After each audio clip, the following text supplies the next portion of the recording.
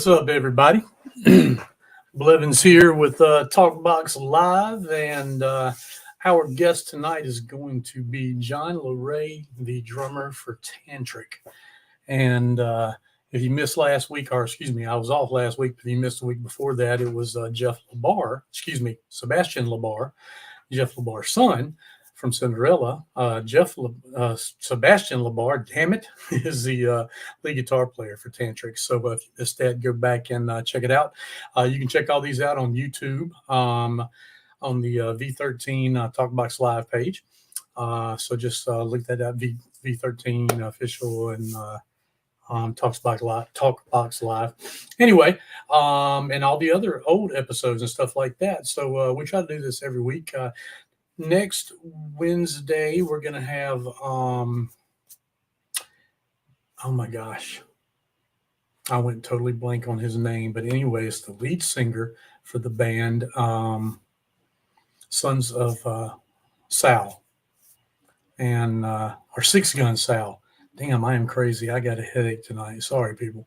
But anyway, everybody check that out next week. And his name is Anthony Apollo, I think, or something like that. But I will definitely be posting more about that show this Friday and promoting it. But yeah, waiting on John. He'll be a few minutes late. He's getting his stuff packed up for hitting the road. And anyway, so they're actually going to be in Dayton, Ohio this Saturday night. And I will be there for sure.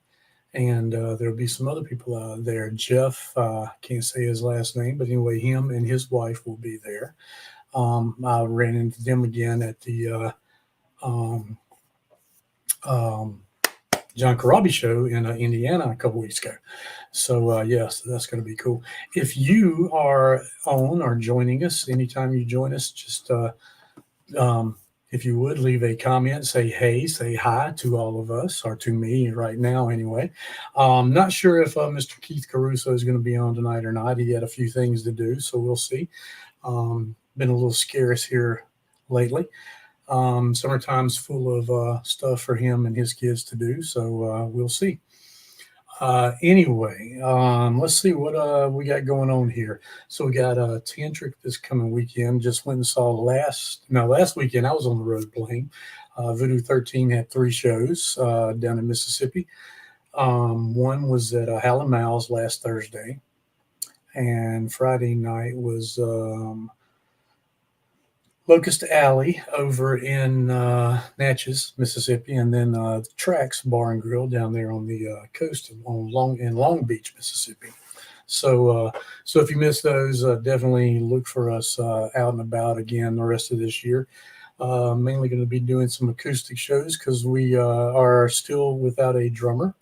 On the search for one, but things will all work out. Probably going to have some tryouts, but definitely got a guy that's going to try out here in a couple of weeks, and we'll see how that goes. So yeah, a little stuff about us and upcoming here. Oh gosh, I can't remember. I'll have to look at my phone and see what we got going on here on the calendar. Let's see, July 1st. Is going to be Jackal at JD Legends. So yeah, check that out. That's Friday night, July 1st. Saturday, July 2nd is going to be Tantric up in Dayton at a place called Wings. Next Friday is going to be at JD Legends. The Nixons and Everclear, and I think Fastball. Not sure about that, but I think it is. The very next night at JD Legends is going to be Jack Russell's Great White. That's going to be a great show. I haven't seen Jack in a while, so definitely going to go hang out and see that show. Another show coming up here, that is going to be June 22nd. That's going to be over at Kings Island. And Kings Island is going to have a concert there. Candlebox is going to be opening the show for 3 Doors Down. That ought to be a killer show. to be badass. The next show, and there's more shows around. I don't have them all in my calendar, but the next show is going to be at JD Legends again, and it's going to be Lita Ford, and I think Firehouse is opening that show. So that's going to be a great show. Got to actually introduce Lita from stage one night. That was freaking awesome. And of course, nobody got it on video because I didn't have anybody there for me. But anyway, I'd interviewed Lita and stuff like that. So her tour manager got me got me up there to introduce Lita and talk about her for a second, and introduce the band. And that's where I actually met Patrick Kennison, guitar player for Lita Ford. And anyway, good stuff. We played on the road this past weekend. Voodoo 13 did with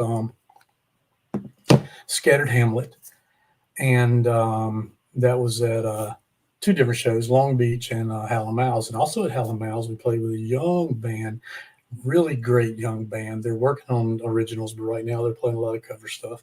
But their name is Vagabond, out of I want to say Summit or Collins, Mississippi. I'm not sure about that, but anyway, so great, bunch of young guys playing some killer cover songs. I think they played Metallica, might have been a Megadeth song, a few other things. So very, very cool to see young guys doing that and all that good stuff. And I love helping out young bands, getting them to open for us and stuff like that. So yeah, great stuff.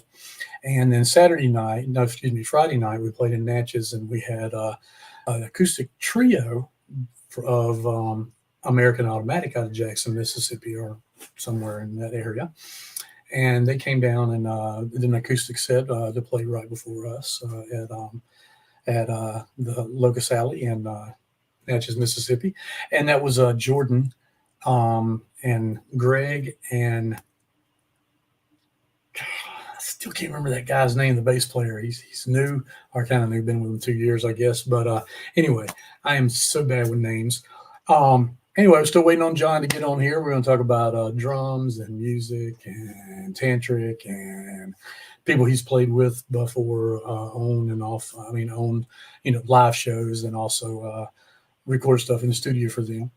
And so yeah, gonna be some cool stuff. Oh, sorry about that, people. I still haven't caught up on my sleep. Left the coast in Mississippi at 9:30 a.m. Sunday morning. I got home Monday morning at 4:30 a.m. That was a long trip. So straight through. But anyway, it was worth it. Had a good time playing for everybody. Made some new fans. Saw some old people and old friends that I haven't seen in many years at both shows, and or two of the shows. No, all three of the shows. Yeah. So one girl I went to. I knew and grew up with in Pearl, Mississippi, and gosh, had not seen her in 25 plus years. So it was crazy. But yeah, I had a good time. Let's see who's coming out with new stuff right now. Jack Russell just came out with a new song. I know that. So definitely go to Spotify and check that out. I'm not sure if they have a video up for that yet or not. And let's see who else. Lots of bands. I cannot even remember. One in particular, though, Voodoo 13. We're going to be releasing a new album sometime this year, but later on, October, November-ish, maybe even December. It just depends. But and we're going to go out on the road and support that. Maybe acoustic sets, maybe just maybe full band. Not sure yet. Just we'll have to wait and see. But yes, we're going to be releasing a new album. We can't tell the title or anything because we don't have the title of the whole album yet. But it will be on vinyl. Will be on CD, and it will be on all your major downloads and streaming places. But we actually just played one of the songs live this past Saturday night. And there's Mr. Jon Loree. Let me bring him home here real quick. Yeah, there it is. Mr. Loree. What's up? Not much. Hey, can you turn your volume up maybe a little so I can hear you a little Better? Say that again. Oh, I was just telling you to turn your volume up a little bit. Can you hear me good? I can hear you. I'm going to a place that's quiet right now. So. Oh, okay. Okay. No worries. No worries. I'm just talking to people. You go ahead and walk along and, take your time getting there. But yeah, so, we're going to be releasing that sometime in, like I said, the end of the year, October, November, December, something like that. And it will be five full band songs on there. And one we'll even talk about, me and John will talk about tonight. So that'll be cool. And the other 5 songs are going to be acoustic of prior songs that we have done. So yeah, it's going to be a great album. Can't wait for this to be released. Working on a lot of other big things. So we'll see. Definitely have to get us out on the damn road and play at least one show with Tantric. So Yeah. I've been talking to Jaron about that for a while, but just hadn't been able to land it and make it happen. It's always up to the promoter or the bar. I hate promoters and I hate bar. I was gonna say, like, most of the time. Can you hear me better, at least right now? Just not really. It sounds like you're like miles away, but we can hear you though. Okay, as long as you can hear me. It's just we're playing outside. I'm trying to make the most of it best I can. But can you hear me a little bit better? Maybe. Yeah, maybe. Okay. Hold on. I'm gonna try to edit your mic a little bit and see if I can bring it up. Yeah. All right, try again. Yo. Checking. Yeah, that's a little better. All right, cool. If you get somewhere and it's louder, I'll just turn it down a little bit. So, cool. So yeah. So anyway, everybody, this is Talkbox Live, and of course I'm Blevins Vox, and we are talking with Mr. Jon Loree, drummer for Tantric. So how's it going? It's going. We just got off stage like right now, and I'm crossing the street about to get hit by a car. Be careful out there. I'm good. I'm good now, but yeah, crazy, absolute craziness. We got off. So I didn't want to say no to the interview, but this thing came up last minute. This show, I'm gonna hang out like with whatever this red thing is. Good backdrop. There you go. But yeah, I didn't want to say no. And the show came up, so I was like, I think I can do both. So hopefully it's worth it. Oh yeah, no worries. So yeah, because I saw that the other night. I saw something about a show. I don't even remember where it was now, but so I was like, okay, cool. And I was thinking, wait a minute, that's Wednesday night. No, that was Tuesday night, and it said the tomorrow night, and it didn't dawn on me that it was next night was Wednesday because I was on the road for a few days, and I drove 19 straight hours one day to get home, so it killed me. So I still hadn't caught up. I feel those drives quite often, almost all the time. It never catches up. You just end up like trying to find other times to sleep if you can, like throughout the day, or like some weird schedule that you get on where maybe you're not like doing like an early morning 7:30, but maybe you're doing like 9:30 just to catch those 2 extra hours that you missed the other night. My sleep schedule is not it's not consistent at all. So exactly. Well, crazy. Cool. Well, so where are y'all at tonight? We're in Syracuse right now, like downtown. Hold on, downtown. Okay, I've actually been through Syracuse. So yeah, it's great. We're playing with what's their name? Marcy Playground is the band. Oh, okay. So they're on right now. We just got off.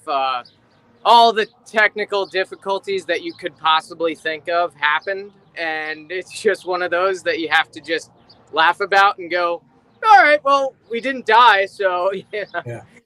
Shit happens sometimes. Yeah. So y'all are already through playing, so that wasn't sound check.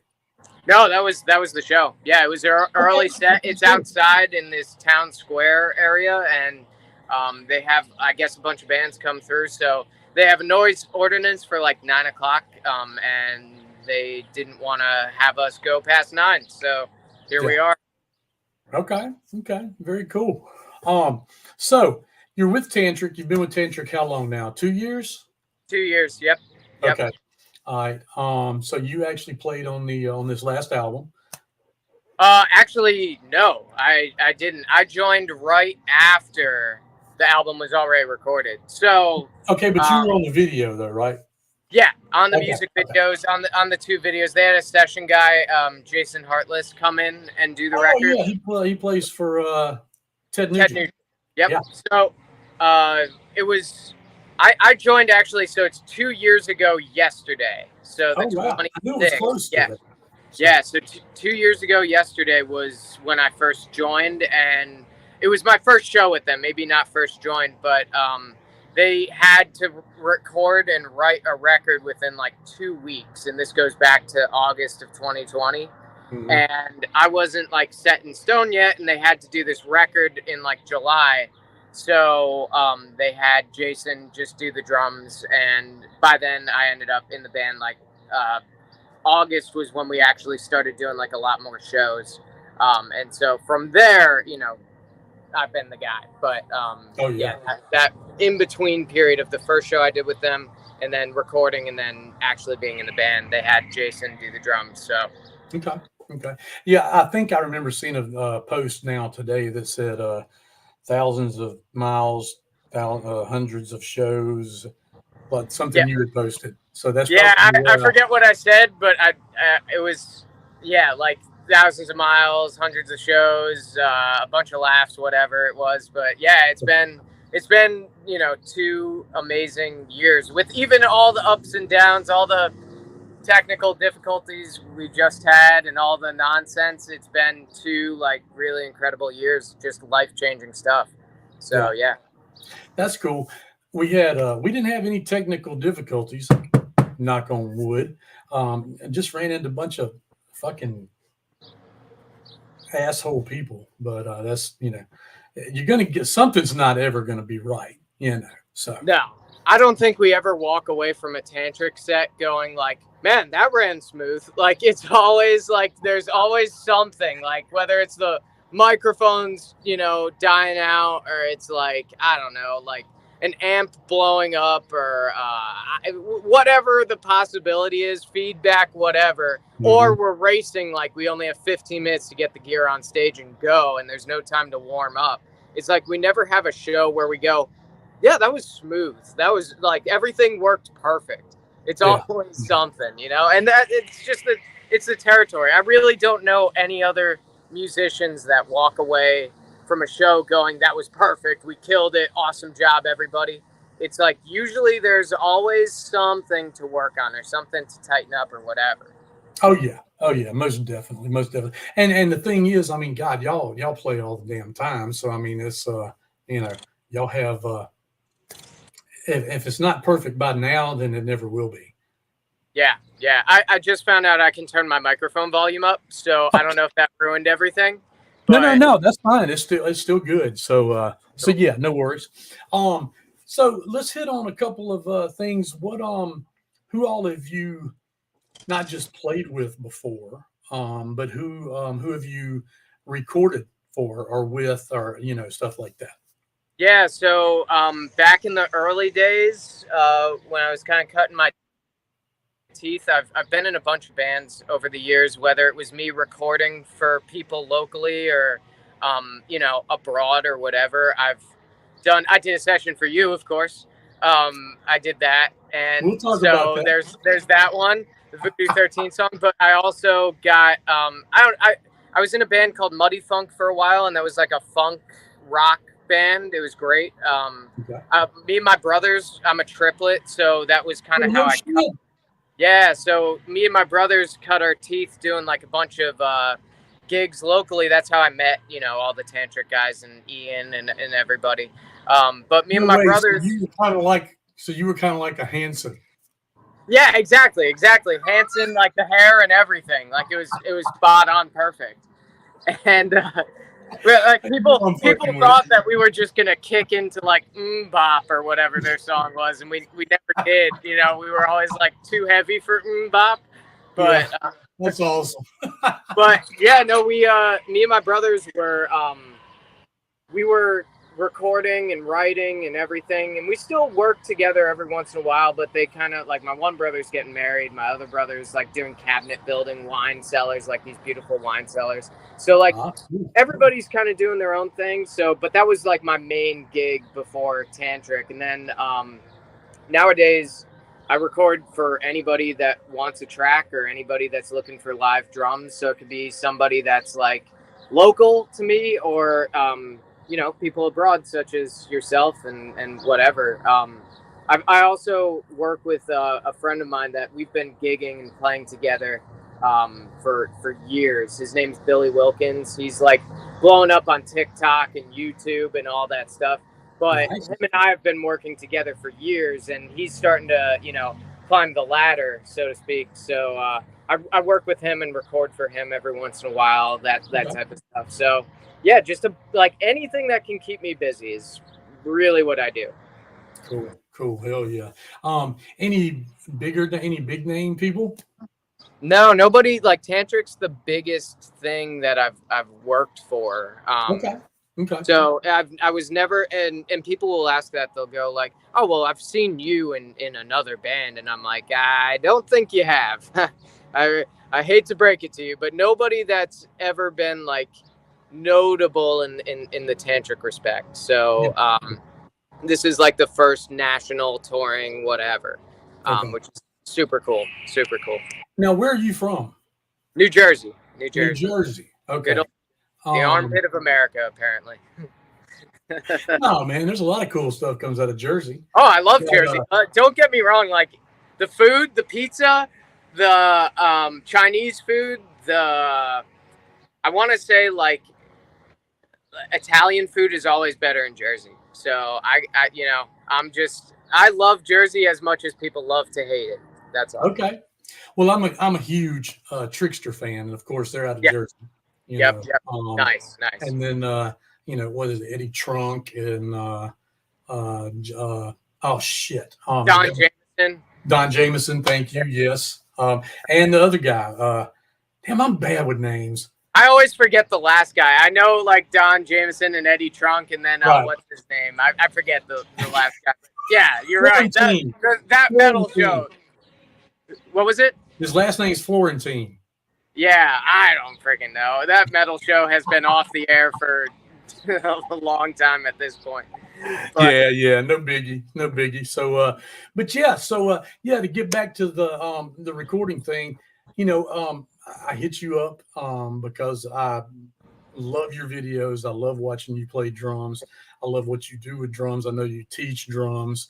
I wasn't sure that you had a place to record, and you do in your house and everything. And I'm not going to mention the song right now, but it is a song that's going to be on our upcoming album. Nice. And it's, man, I love it. We're redoing the whole song now. Since you did the drums to it, we all listen back and we go, oh shit, we need to make our stuff better. But, or you need to make it worse. I don't know. It's like no. There's that fine line. No, we need to make it better. So yeah, we're going to work on that here in a couple of weeks and all the rest of the stuff. But yeah, man, the songs, it was popular for us, and we just want to do it a little different. And so that's what we're doing. So that's going to be cool. But so let's see, where y'all, I think y'all off tomorrow. Where y'all Friday? Kentucky, South Shore, Kentucky. I forget the venue, but Kentucky. It's like 3 hours from then. The next day is Dayton at Wings. So, right. And I'm going to be there. Nice. Awesome. Yeah. I think Sharon had mentioned that you were planning on coming up. So looking forward to it. Yeah. And tell him I got myself. Don't worry about it. Cool. Awesome. Because I called the club today and they said it's only $10. And I'm like, hell yeah. Yeah, I don't even think they're doing like tickets. $10. I don't even think they're doing ticket sales. We played that place last year. I want to say like April of last year, maybe. And It was super small, but fun. Like, that's one of those shows that just always stuck out to me because the last time we did it, like, we showed up and we're like, oh, this is the stage. Like, this is what we have to work with. This is going to be rough. And then we got to playing, and it was like packed. It was huge, and it was awesome. That's one of those shows that sticks out to me as like a good show. So Okay. I'm hoping round two is going to be much What is better. it, like no stage at all, or just like a 6-inch stage on the? So, like, if you could imagine this brick platform that I'm on right now, it's basically that. Wow. Okay. Yeah. So you're not really. People are very accessible. Yeah, we're gonna be like, so if y'all are very accessible. we're gonna be very up close and personal with everybody. That's for sure. Right. Okay. Yeah. Played plenty of those, and I've seen plenty of those shows. Hell, I saw Tantric back, I don't even remember how long ago it was, at the Peacock in Erlanger, Kentucky. And it's the same way. I think the stage was like maybe 6 inches high. Yep. But yeah, so that was that was right up in everybody's face, up close and personal, and it was pretty damn packed. So it was a very cool show.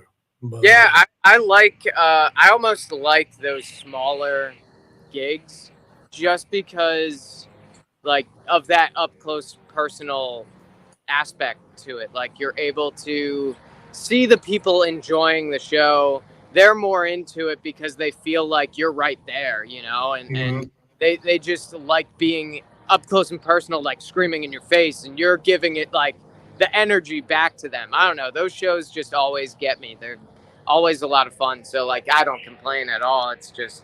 Oh yeah. But it is it's disheartening to play a huge place. Yeah. It holds 1,500 and there's 85 there. Yep. Oh, we did that. They should have had it inside. I don't get it, but anyway. We did that back in I want to say like 2-3 months ago. We were doing this giant show. It was us and Scott Stapp and Saving Abel and Powerman 5000 and Saliva was the other. It was this stacked lineup, and then a ton of like locals too, and all like popular local bands that we've seen in Oklahoma. And man, it was an open field, but there were maybe 300 people there, and you're like, man, this just doesn't look right at all. No. And a show for the mantra of at least our band is always put on a show no matter what is going on, because whether it's 50 people, 100 people, you're there to please the people that paid to come and see you. So that doesn't make them any less important than a packed crowd of 1,000 people or more than that. It's those 50 people paid their hard-earned money to come and see you. So no matter what, you better put on a show. That's right. That's right. And sometimes it's hard though, because but you know what? You can play for a crowd of a packed place, 250 people, and if they don't give you energy back, that's hard too. Yeah, we've played those packed shows, and it's almost like, oh, well, they don't. I don't like a sit down show. I want them standing at least. Yeah, we've done especially during COVID. We had like a bunch of venues where they're like, oh well, let's do these sit down matinee style tables, and it's like you're playing in Atlantic City or Vegas, and you're just like watching people eat as you're playing hard rock. There's no energy exactly. There's no energy coming back. It's just it's a strange thing, but it's kind of like Tantric goes to your fucking old folks home and puts their shit up and plays. It's like, what are you boys saying? Yeah, I don't get it. It's just the crowd. It depends on where we are, and it depends on there's an aspect to like just social like culture and whatever where people, if there's like 10 hardcore fans into it, they can rile the other people up into it, you know, like they can get the rest of the people like, all right, yeah, this is a lot of fun and interesting. But Right. if there's 100 people and they all are like sheepish and shy and whatever, man, that show, like, that's a hard one to sell while you're on stage. It's tough. Oh yeah. Oh yeah. No doubt. No doubt. Played the Crickets and played I think the biggest show I've ever played was like 10,000 people, something like that. And Crazy. that was in Boston, Massachusetts at a um, uh, festival. But yeah, it's man, and we've even played on stage to one person, my wife. I've done that. And inside the building, we were outside on the deck, and inside the building was 1,000 people in there dancing to fucking rave shit. And I'm just like, I don't get it. I don't get it. It's You know? it's a strange culture that we live in nowadays too. Like the music culture, it maybe we're just like old school in the way we think and the music and the things that we like to play and whatever. Yeah. But I just don't understand things like DJs or raves or whatever. Maybe I'm just like, I didn't grow up with it, so I don't get it. But like, I don't know how 100 people can watch somebody spin a table and turn some knobs and tweak some buttons and love it. Like, go out the edge of their seat, just like, yeah, this is great. And then a guy's, you know, shredding guitar in the next room, and it's like, oh, well, I don't care about that guy. It's like, it's Yes. weird. It's weird. The culture of music has changed a whole lot, and it's Well, I think it comes down to the fact that it's because of radio and popularity stuff. If it's not heard on the radio every damn day, nobody really gives a shit about going to see it. That's why local bands have so much trouble. You know, local original bands. right. You know, Tantric, y'all have a catalog, a good catalog of old stuff and stuff that had that was big. It was you know, big on MTV, radio and stuff like that. So that helps out a little more. But then you got, you know, other bands that have gold records, platinum records, and stuff like that, and that helps them out even more. So it's a kind of a, I wouldn't want to call it a chain of command or not, but it's kind of like a totem pole. Sure. You know, and that sucks, but it is. No, I agree with that 100%. It's like people don't start caring until you achieve that, like, number one, or that like thing that you can put on your wall that's notable, like a gold record or whatever. It's, you know, it's funny how this is an old story, but back in the day, me and my brothers were, you know, we're playing like tiny clubs, we're playing all these small bars and whatever. And then all of a sudden we got a call to play at like the legendary Stone Pony, which is down in Asbury Park, New Jersey. It's where like Bruce Springsteen got his start and Bon Jovi. And it's like this legendary Jersey venue. And we got called to do that show. And people were coming out of the woodwork like, oh my gosh, I can't believe it. But I'm like, yeah, but the night before we were playing to nobody in a small bar, same exact set, same exact everything, but nobody cared until we got that next step up. It's so strange how people's mindset works. It's like until a lot of people see something in it, then they don't see something in it. It's very strange. Yeah. I don't get it.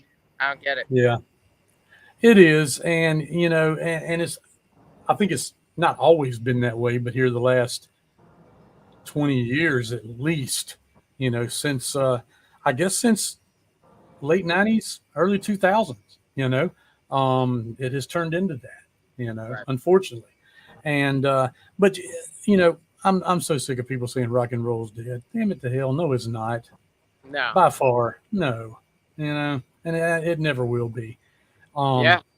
In the end, we always prevail. If anything, it's coming back. At least what I see is like people are kind of tired of the newer age approach to music and songwriting and production, where you see artists now like Will Smith's daughter, Willow Smith. She was doing like pop, and she had this song that was like all pop that all the kids sang. It was all funny and whatever. And now she's doing like pseudo pop punk, which it's not like rock as we know it, but at least it's rock with real instruments and Travis Barker on the drums and whatever. So it's kind of like I feel like there's this shift in music where people like things that are real again. And rock music in itself, even if it took a break for like the early 2000s, it's very much alive and very much coming back as like a popular style. I mean, we see it like as whether you love them or hate them or whatever. Greta Van Fleet, that band, they sold out their tour off of one song, and that was back like 5 years ago or whatever. So it's been that long. Yeah, it's been a while, and I'm not a fan of the band. Like, I think it's just Led Zeppelin light. Like, it just seems like Zeppelin, but with like a different chorus, you know. But I think that aspect of music, like, we needed a band like that to try to bring rock music back into the forefront. Mm-hmm. So, you know, love it or hate it, rock music's still there. It's still coming back. Yeah, and you know, not just music, but styles, like clothing styles and this and that. You know, everything makes a big full circle and comes back. You know, the bell bottoms came back, blah blah blah. Everything, the 80s music, the 80s wear, clothes, and 80s music and everything. But here it's kind of like went way back. The last, I don't know, 4 or 5 years is turned into more of there's more Southern rock stuff out there. Even bands that are from the North trying to be Southern rock, you know, which I mean, I dig because I'm a huge Skynyrd fan and Molly Hatchet and, you know, all that kind of stuff. Ted Nugent, you know, which isn't Southern rock, but it's still got that same kind of sound, you know, even though it's Detroit. But right. Yeah, no, he's a weird like mix of a lot of different things, like a Detroit guy with that whole Detroit muscle thing, but he also is Southern rock and what, like, I don't know. I love him. You can't hate the Nuge. So. Oh yeah. But I'm the same way. I'm a big Southern rock fan. Love Leonard Skinner. You know, I think if I had to put a song, like if I had to rank songs, Tuesday's Gone would be like my second favorite song of all time. Which one? Tuesday's Gone. Oh, okay. That's my second favorite song of all time. That's just like, that's, if I could listen to a song and never get sick of it, Tuesday's Gone is my go-to. Like, oh yeah, always listen to it. But yeah, no, I see that a lot, and you see it in country music too, where country music has taken a big pop turn, but at the same time, you see artists like Brantley Gilbert or Eric Church or any of those guys that have rock rooted in what they're doing. And they're selling out stadiums, so, you know, it's still alive, it's still there, it's just a different approach, a different form, you know. And that's been around for ages, and people just don't realize it, because we used to talk about this all the time, is you know, country music and rock music got their roots from blues. Right. It was a huge mixture, you know. And nowadays it's still the same exact thing. There's not any difference, you know, except for the fact that it's more poppy. But like you said, Brantley Gilbert, you know, Eric Church, I mean, yeah, they got a little bit more distorted guitars and stuff. But country's always had rock in it. Rock's always had country in it. Now, not heavy metal, but I'm just talking about rock and roll, you know. And they've all are connected to the blues, you know. So I mean, there's not a huge separation to me, you know, except for the tones and stuff like that, you know. Tempos are all still the damn same. I can't tell you how many damn country songs and rock songs, especially ZZ Top, have a freaking shuffle in them, you know. Yeah, shuffle and the blues progression. Yep. Exactly. 1-4, 1-4, 1-5, 1-4. It's all the same. It's they love it, and you know what? That's the cool thing. I've always thought about that. Like, country does take a lot from rock. Rock does take a lot from country. Those early like Aerosmith records all like Mama Kin and whatever. Those are all like kind of like country blues, Southern, whatever. Exactly. And you go, yeah, I mean, that was like it was a big deal in the 70s. It's a big deal now. It's kind of something that hasn't really died out. It's pretty awesome. Yeah, no doubt. It's wild, man. How music is and how music can touch people, you know.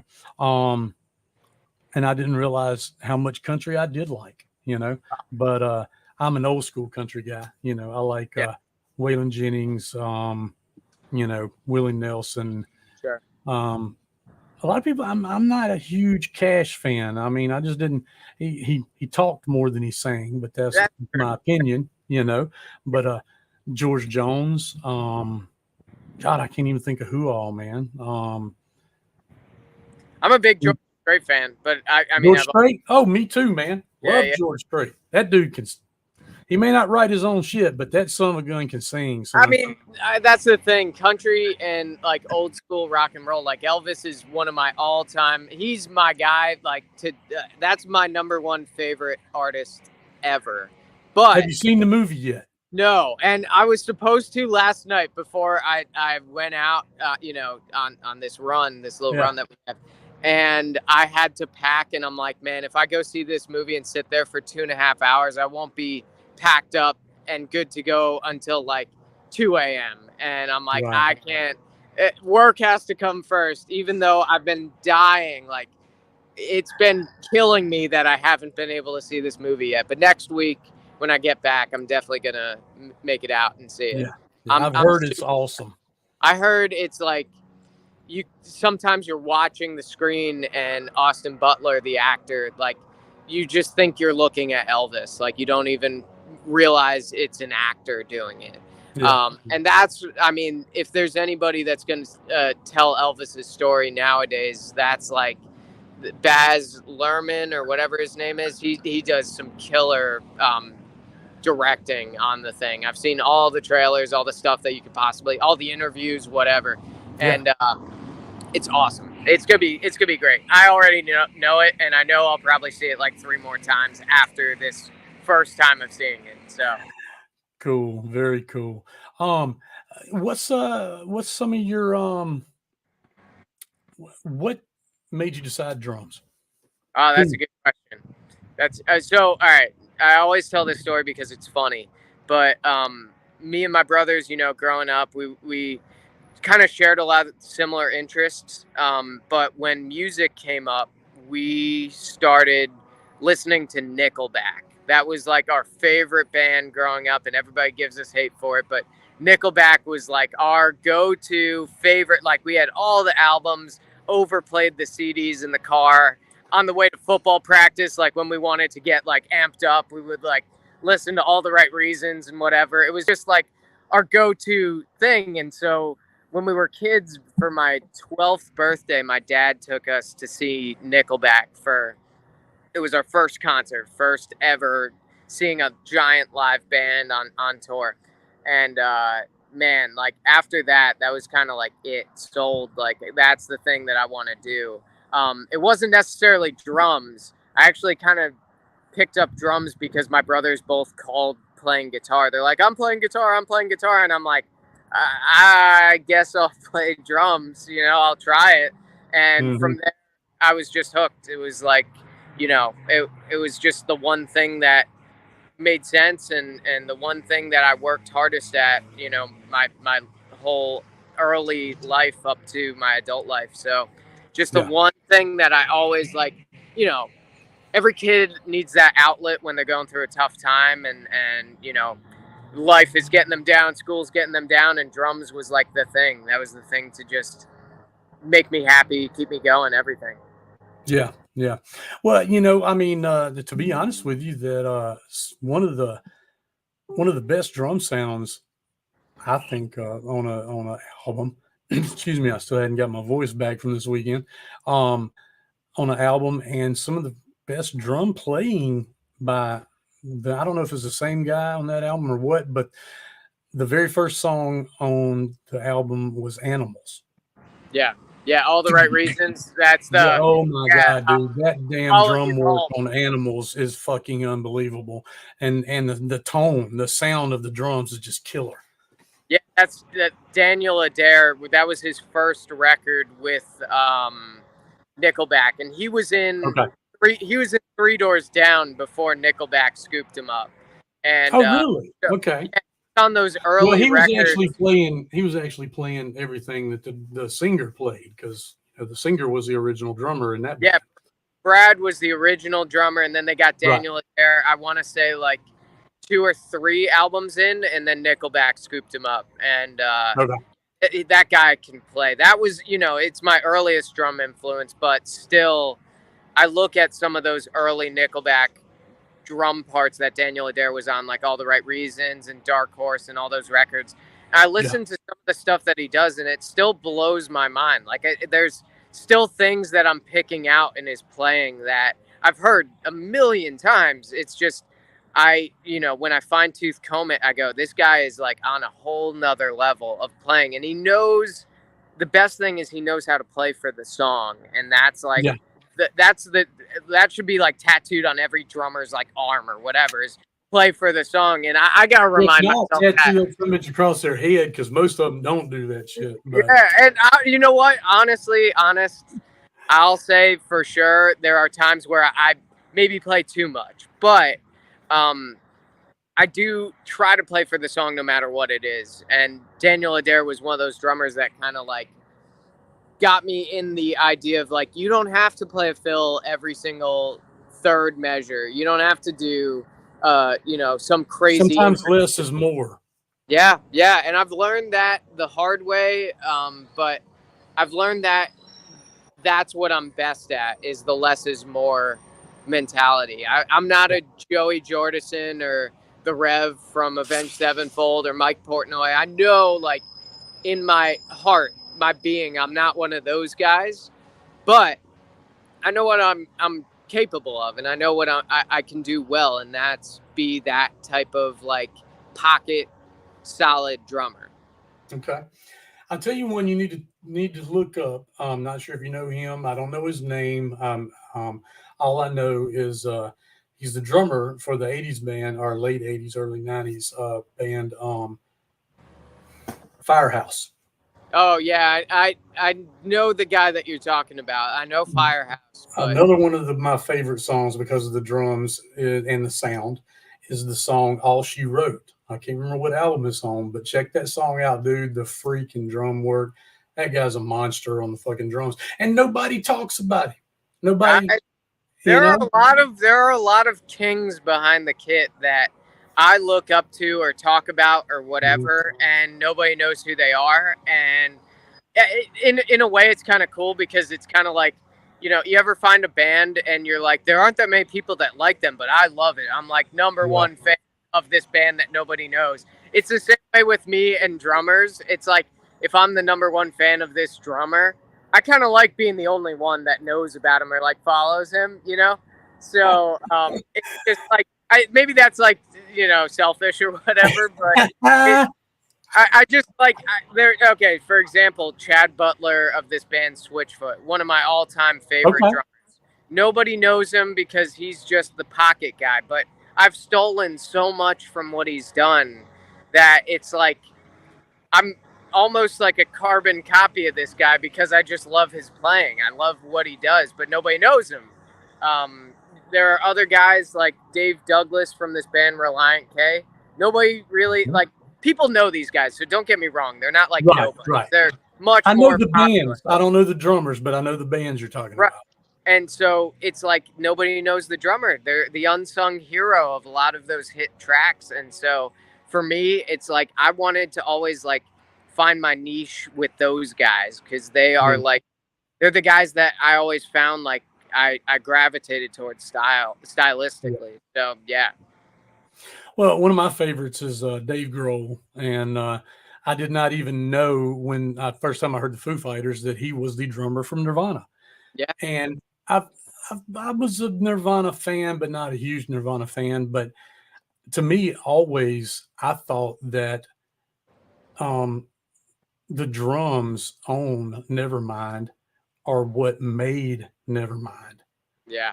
Not And just I, the you know, playing, but the sound, the way he hits the fucking drums, and just the power he has, and the feeling he puts in it. You know, he'll never admit that he's a good drummer, and you can watch interviews of like there's one interview in particular where he's talking to Pharrell Williams, if you know that song Happy and whatever. It's yeah, like yeah, yeah. Okay. it was a pop hit back like I want to say 5-6 years ago, but anyway, he's talking to Pharrell and they're going over like music and writing and Yeah, recording and I whatever. did remember And this.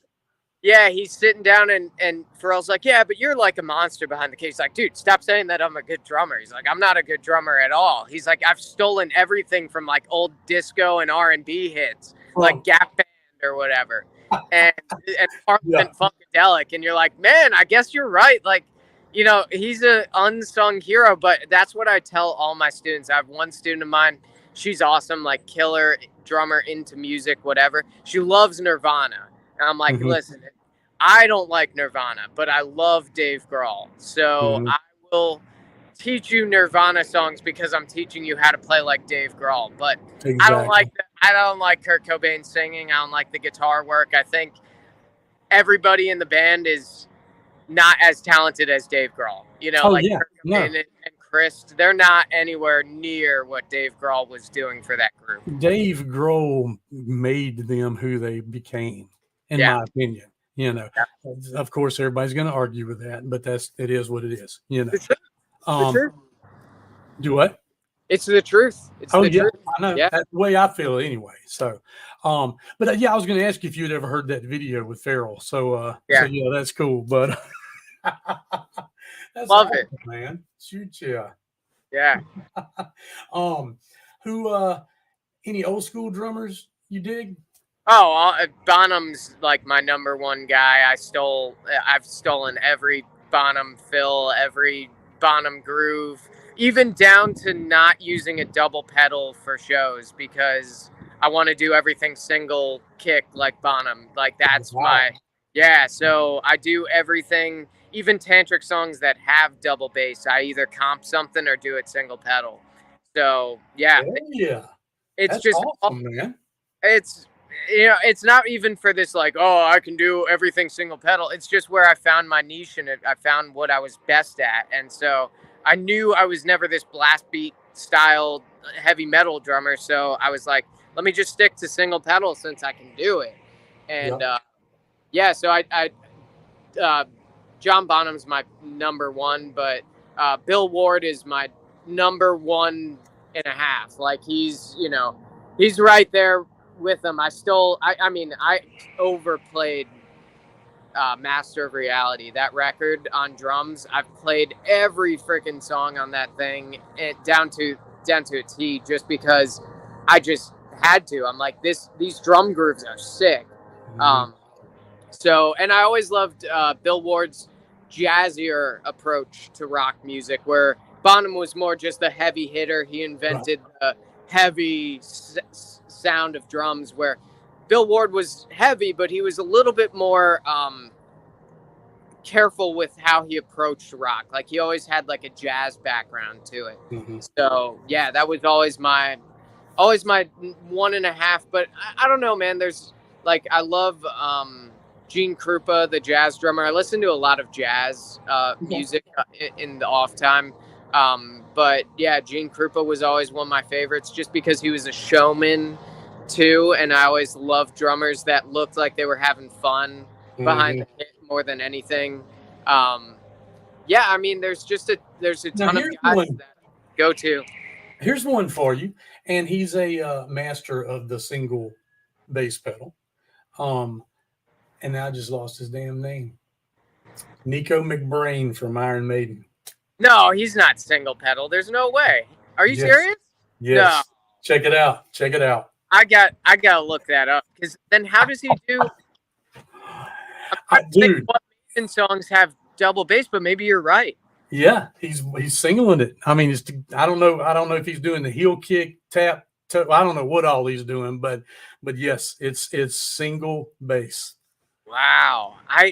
That, I may be wrong on some of those. Some things may not be, but I swear he's only ever played single bass. and you And know it's like what? a single I, kick. I, I could get behind that. For me, it's like there's a couple tantric songs that now I've incorporated double bass just because even though I'm not the best at it, I want to do the songs as much justice. But also, in this band, I've noticed that everybody works on what they're weakest at. We're not these guys that just like go home and don't touch our instruments after our gigs. Like we go back and we try to perfect where we're at and get better. And Jaren's always telling me, "Oh, well, I think I'm gonna pick up singing again, and I'm gonna work on that." Or like, Baz is like, "I'm gonna learn these George Lynch riffs and get better at that."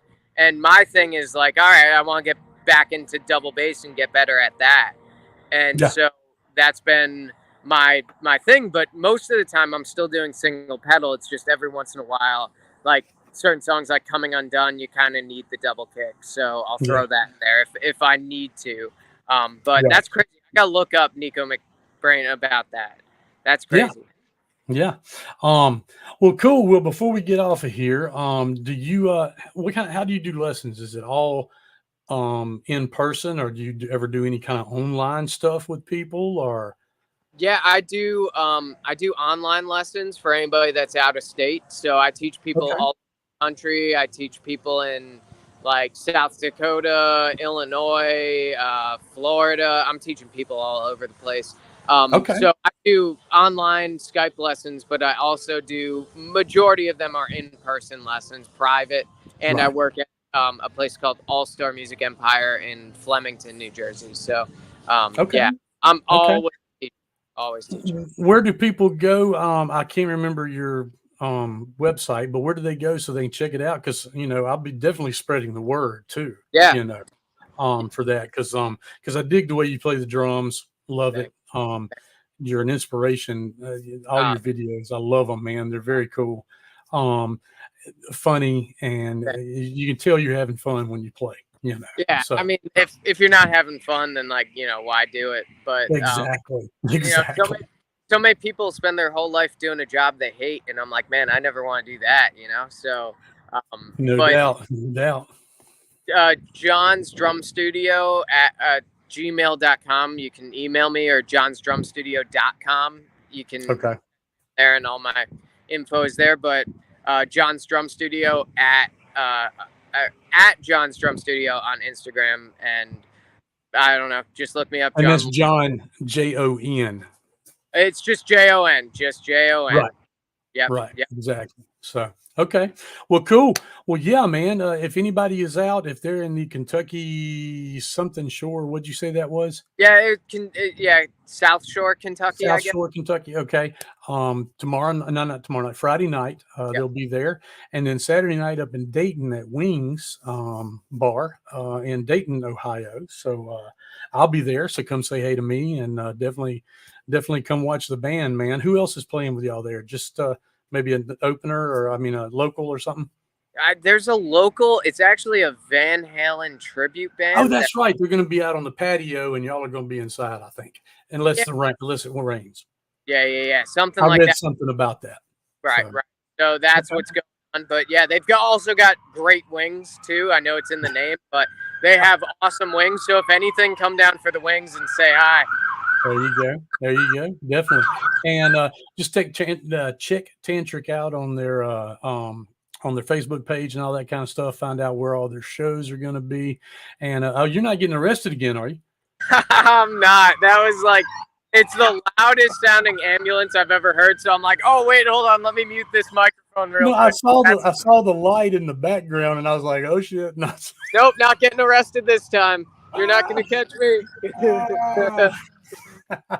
Tell me on the phone with me, they'll let you go. No, yeah, exactly, dude. Oh my gosh, you wouldn't even believe like how many people thought I actually got arrested. And for anybody listening, I'm obviously not arrested. I'm fine. Yeah. I'm not. It's just crazy what people will believe on Facebook. But oh yeah. But yeah, everybody check him out if you want to get some lessons or you just want to talk to him about the lessons, anything, hit those up. And for any of you that have not, if you're tuned in late or whatever, we've had about 3 to 5 people on here at a time. And if you're getting on here late, go back and watch from the start, and you'll get to hear some stuff about everything. And also where to Jon's Drum Studios.com and Jon's Drum Studio at gmail.com. So all that good stuff. And check him out on Facebook and Instagram and all that good stuff. And check out any tantric show. You will not be disappointed in a tantric show. Back in the day, I was not a huge tantric fan when they first came out. And just since in the last, I guess, 4 years, I've been seeing tantric. And I think I've seen y'all more than any damn band I've ever seen in my life. But I love tantric. I love the shows y'all put on, everything about it. And so it's killer. You will not be disappointed. Go see these guys. And Jon's a hell of a drummer, man. Check him out. And you're definitely going to hear his drum work on one of our upcoming songs that we're going to release on this album at the end of this year. So you will. Great track. I'm excited to hear it. I want to hear the finished product already. Oh yeah. Well, shit, we haven't done anything else to it yet. So we 2 weeks we're going to get on it. So but yeah, I'll definitely send you stuff even, when it's not finished, just so you could hear the progress of it and everything. Totally, would love to. Well, cool, man. Well, y'all have a good night. Be safe out there, and we'll definitely see y'all Saturday. I'll see you on Saturday, Chris. All right, man. Be good. See you. Yep. Bye. All right, everybody. This is Chris. I am going to be signing out now, and that was Jon Loree, drummer for Tantric. And like I said, check him out, man. He's a killer drummer, great drummer. He's very modest. He's actually really damn good. And the song we sent to him, I mean, the 2 hours he sent it back to me finished, and I was like, holy shit, great. So don't let him lie to you and act like he's not really good, because he is. But check him out if you want lessons. He said he said that he does Skype lessons and stuff like that. And to check everything out, man, check out Tantric, check out Voodoo 13, check out Talkbox Live, go and look at our other stuff. Anyway, I'm going to get off of here, and I will see y'all next week. It's with Anthony from Six Gun Sal, and y'all be safe out there. Later.